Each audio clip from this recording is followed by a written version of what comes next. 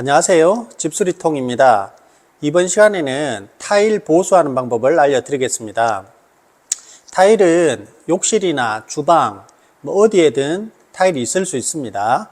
보통 타일이 금이 잘 가기 때문에 금이 간 곳을 우리는 한 장이나 두 장, 세 장 정도 이렇게 교체를 하러 가게 될 겁니다. 그럴 때 어떻게 하는지 방법에 대해서 설명을 드리도록 하겠습니다. 자, 여기 보면 타일에 이렇게 금이 갔다라고 할 때 우선 이 타일을 교체를 해야 됩니다.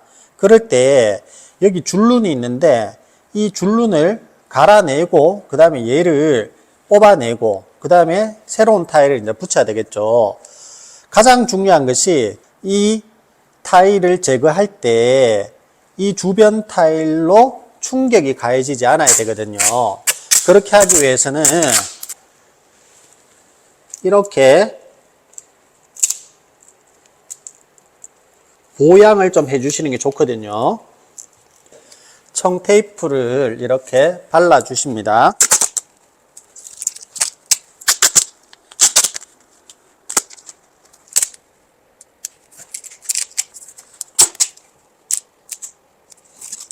그 다음으로는 여기에 이렇게 줄눈이 있는데 줄눈을 제거하는 줄눈 제거기가 있으면 좋거든요.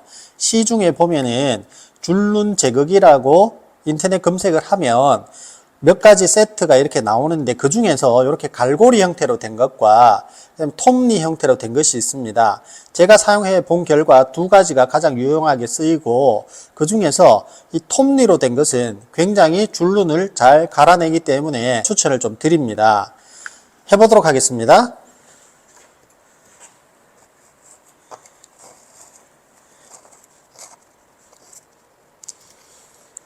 자, 이런 식으로 줄눈이 잘 빠져나오죠.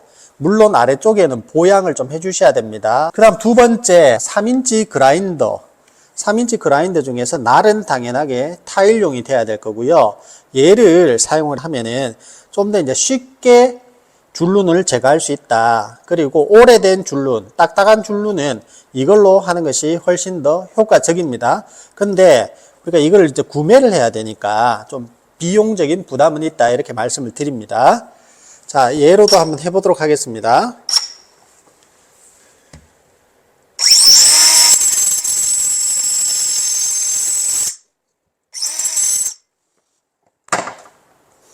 자, 그 다음에 이제 세 번째 방법은 이렇게 멀티커터를 사용하는 방법인데, 이 멀티커터도 끝부분이 이렇게 호로 된 날을 사용하면 좀 더 쉽게 되더라고요. 해보도록 하겠습니다.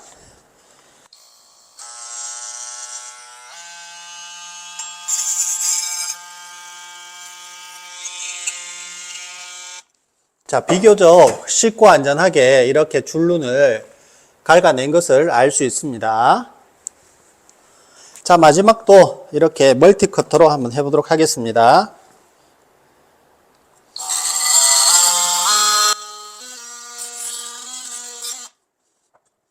자, 이렇게 되면은 이 부분 주변에 있는 줄눈은 다 제거가 되었고요.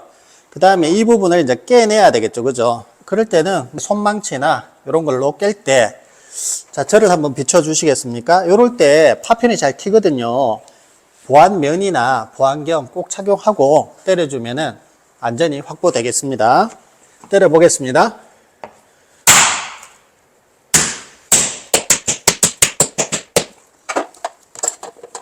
그 다음에 얘네들은 끝부분이 완전히 칼날과 같기 때문에 반드시 장갑을 착용하시고 그 다음에 조심해서 하나씩 제거를 해주시면 되겠죠. 자, 이거 제거할 때 손바루 같은 거 이런 거 있으면 굉장히 유용하거든요. 이렇게 넣어서 제끼면은 잘 제거가 됩니다.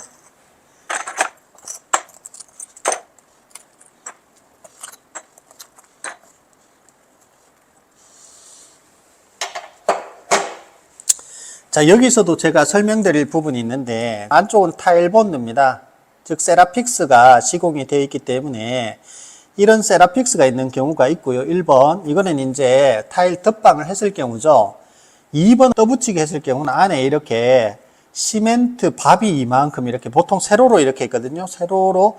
이거는 뭐 타일 자체가 작기 때문에 중간에 이렇게 하나 또는 모서리 쪽에 한 개, 두 개, 뭐 세 개, 네 개 이런 식으로 이제 밥이 들어 있는데 그 시멘트 밥은 이제 이걸 제거해야 되느냐 말아야 되느냐에 대한 설명을 제가 드릴게요.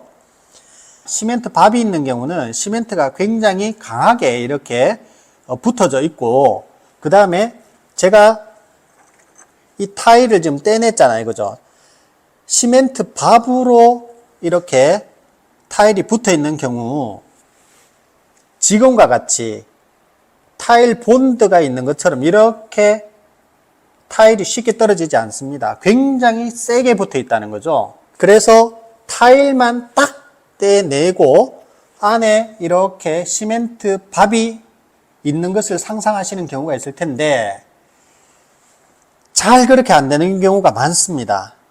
무슨 말이냐면 시멘트 밥 위에 타일이 붙어 있는데 뿌레카로 시멘트 밥 자체를 깨가지고 드러내야 되는 경우가 있습니다. 그래서 시멘트 밥으로 되어 있는 경우, 즉 떠붙이가 되어 있는 경우는 또 두 가지로 나누어지거든요. 타일만 딱 떼낸 경우와 시멘트 밥까지 다 같이 해서 이렇게 떼낸 경우 두 가지가 있다는 거죠. 자, 첫 번째, 타일만 잘 떨어져 나왔다. 즉 안쪽에 이렇게 밥이 있다. 그러면은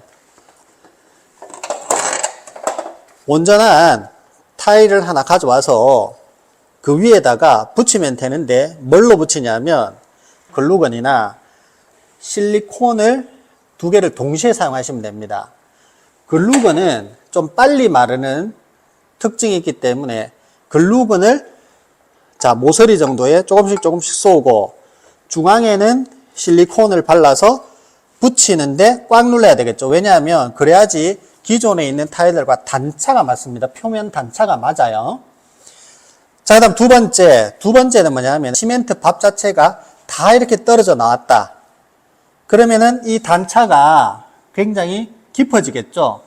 그런 경우는 주변에 있는 타일 쪼가리를 안쪽에다가 한 개, 두 개, 세 개, 네 개 정도 이렇게 붙이고 난 다음 그 다음에 얘를 붙여야지 단차가 맞겠죠. 그 단차도 잘 맞추셔야 될 겁니다. 이럴 때 또 붙일 수 있는 접착제는 글루건 또는 실리콘 또는 석재용 에폭시가 있습니다. 석재용 에폭시는 항상 AB제 두 가지가 있죠. A제와 B제를 섞어야 될 겁니다. 자, 이때까지 총 두 가지 말씀드렸죠. 그죠? 떠붙이기의 두 가지 경우였습니다.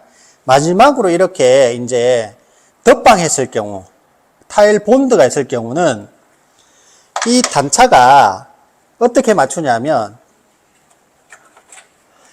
약간 이렇게 올라와 있는 것들 있죠. 약간 이렇게 단차를 조정하기 힘들 정도로 이렇게 삐쭉 올라와 있는 경우, 이런 경우 삐쭉 올라와 있다 얘들이, 그럼 얘들만 조금 정리를 해주시면 돼요. 스크래퍼로 이렇게 밀어주면 얘들이 결국 단차가 맞아집니다. 그죠?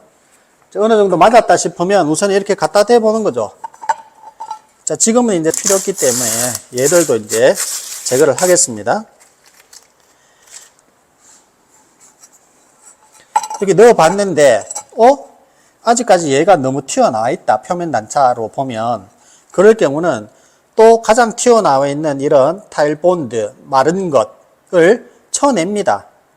이렇게 스크래프로 갉아내서 이렇게 들어가 보면, 이제 어느 정도 표면 단차가 맞네. 이렇게 될 경우, 어떻게 한다고요?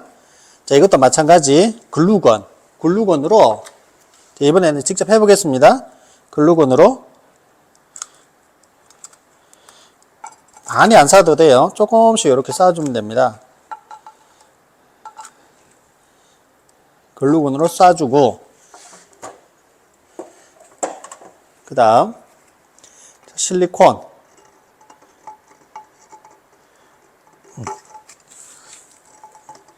아이고, 이 실리콘이 지금 다 사용이 됐네요.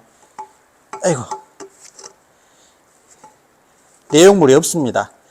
자, 일단 설명을 해드리는 거니까 실리콘을 이렇게 지그재그로 이렇게 발라줍니다. 발라주고 그 다음에 여기 이렇게 붙이면 글루건 자체가 빨리 마르는 성질이 있고 실리콘은 천천히 마르겠지만 강력하게 붙이는 성향이 있죠. 그죠? 이렇게 해서 단차를 맞춰주고 난 다음에 백시멘트 줄론을 해주면은 보수가 완성이 된 거죠. 이 타일 보수 한 장 하면은 얼마 정도냐? 생각보다 많이 받습니다. 그 이유는 타일을 한 장을 잘 안 팔아요.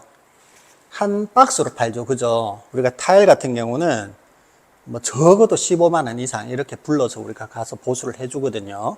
그리고 타일 한 장을 보수해주러 갔는데 사실 보니까 옆에 여기도 또 덜 떠 있어. 여기도 덜 떠 있어. 소비자 볼 때는 여기만 깨져 있었는데 딴 데도 덜 떠 있단 말이에요. 그럼 우리 입장에서는 이것도 고쳐줘야 되잖아요. 그죠? 그런 기회까지 생각을 해서 우리는 좀 약간 단가를 비싸게 부르는 측면이 있다는 것이죠. 자, 그래서 오늘은 타일 보수를 할 때 사용되는 기계 공구 순서, 유의할 점 이런 것들을 제가 말씀을 드렸습니다. 직접 오셔가지고 한번 해보시면은 또 손끝에 좀 감각도 있고 또 어떤 느낌이 있을 거니까 잘 한번 실습을 해 보시도록 합니다. 집수리는 영겁니다. 집수리는 영원하다.